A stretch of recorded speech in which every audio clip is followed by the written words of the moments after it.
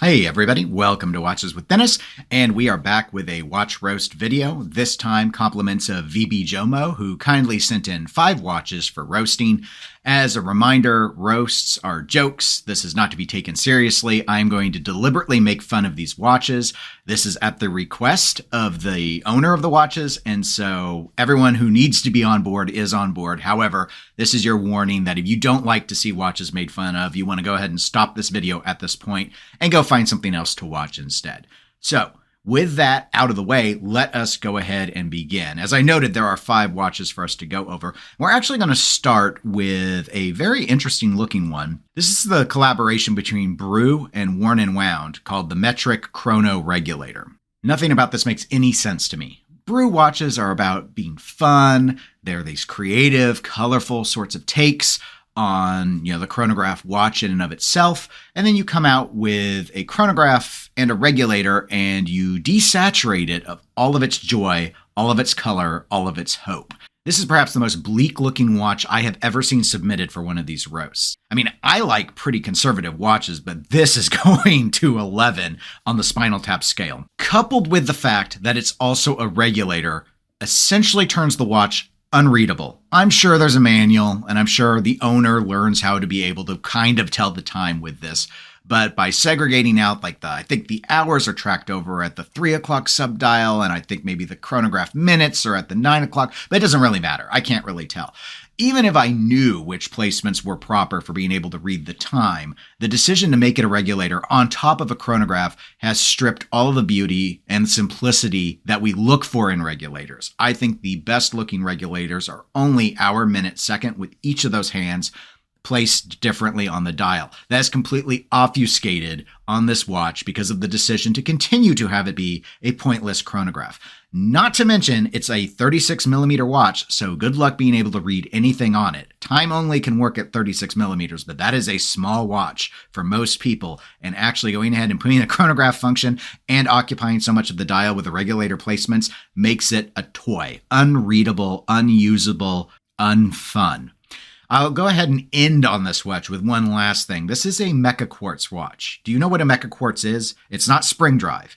It's quartz combined with the sweep of mechanical, which results in one thing, a dead battery. The next watch that has been submitted is SoLab's Layer 2. So this watch actually starts going the opposite direction of the Brew watch we just talked about. It's actually large at 40 millimeters in diameter.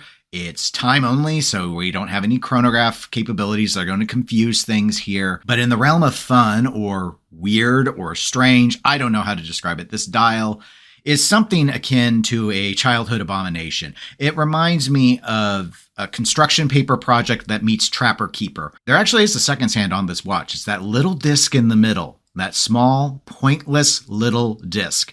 Not that you can tell what second it's on because of how stubby it is, but you probably can't really read much of this watch anyway. Yes, it does actually have markers around for each of the hours, so in theory, it should be legible. But however, the entire design choice here, with the minute hand stolen straight from Ming and the hour hand pointlessly large, results in a combination of shapes that no one really wants in a watch package that no one really needs. Powered by the uninspired SW220 movement, this watch is actually not cheap. It sells for over $1,000. So I'd say if you're someone into watches who enjoys fun, and that definition of fun is throwing your money away, you can definitely consider what SoLabs has up on the table for you. These come in a variety of other abysmal colors too, so you don't have to get this one with the brushed case and pink on maroon handset. Jumping to watch number 3 is the Autodromo Group C. I'm going to take an aside here real quick to say, what is with all of these names of these watches that have been chosen? Layer 2, Group C. So the Autodromo Group C is essentially the Casio F91W, except $450 more for the same look. They actually, on the Autodromo website, describe this as a watch that you would have designed as a kid, but with the premium components that an adult would want.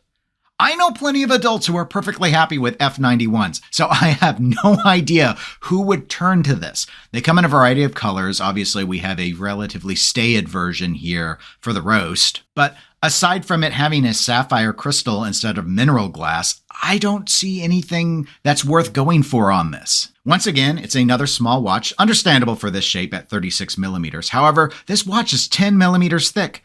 It's a digital quartz watch. There's no reason for it to be this thick. Of course, I'm going to compare it to the Casio F91, which is only 8.5 millimeters thick, miraculously. So I guess all of this extra hundreds of dollars that get poured into Autodromo sure didn't go into figuring anything out on sizing. It looks like they took a page straight out of Omega. Except aesthetically, of course. Those pages are straight out of Casio. Maybe Timex. I've heard a variety of vintage digital comparisons, but the bottom line is there's an under $25 option available from Casio that exceeds anything you would need versus what this Autodromo has going for it, which seems to be a piece of sapphire. They didn't even get the depth rating up on this watch. It's 30 meters water resistance. It's a dress watch. A dress watch you would never be caught dead wearing a suit with. I would almost understand who this watch is for if Casio didn't already have a better option available. I don't get why anyone would have ever thought this needed to be created, much less that anyone else would actually choose to buy it. Watch number 4 is the Christopher Ward C60 #Tide.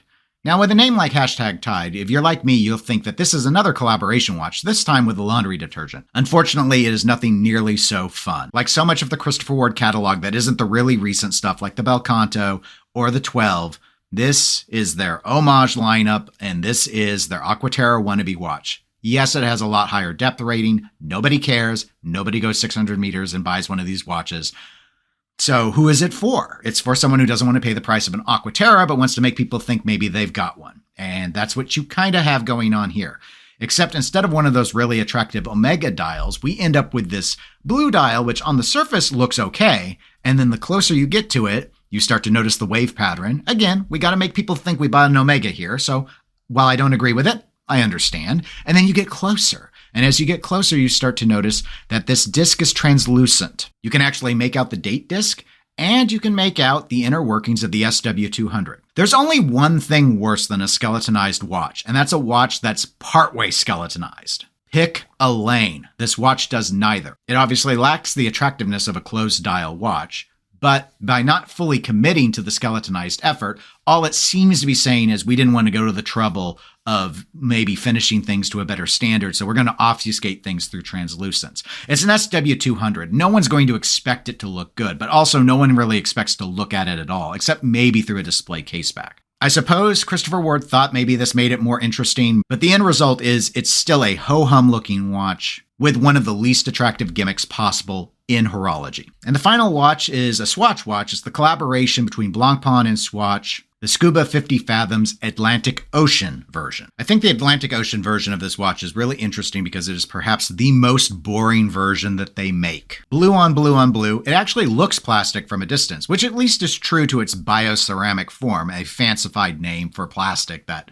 they continue to run with for whatever reason. The watch is powered by the System 51, a mechanical movement, but also an unserviceable configuration for that movement, at least in this particular watch. The irony of this is not lost on me given the watch is celebrating the ocean, not just with the name Atlantic Ocean itself, not just with it being in the shape of a famous dive watch, but also with the nudibranch that is featured on the back of the watch. The irony is extra thick given that these watches, with their movements and their plastic cases, are completely disposable, and many of them are probably going to end up in the very oceans that they purport to celebrate. The very existence of this watch, quite frankly, is offensive. And while it's definitely not the ugliest watch out of this set of 5, it is the most immoral one of the bunch.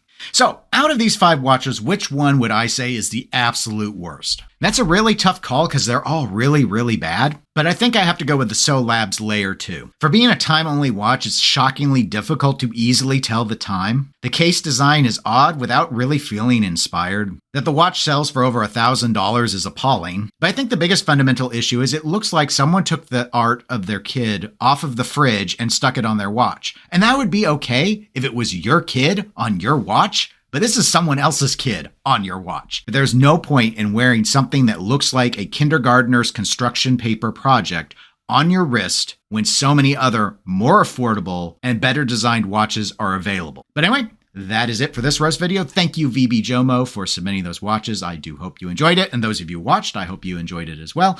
If you did, please give the video a like. It does help my channel out. Please subscribe if you want to be notified automatically when I release new videos. That is all for now. Take care, everybody.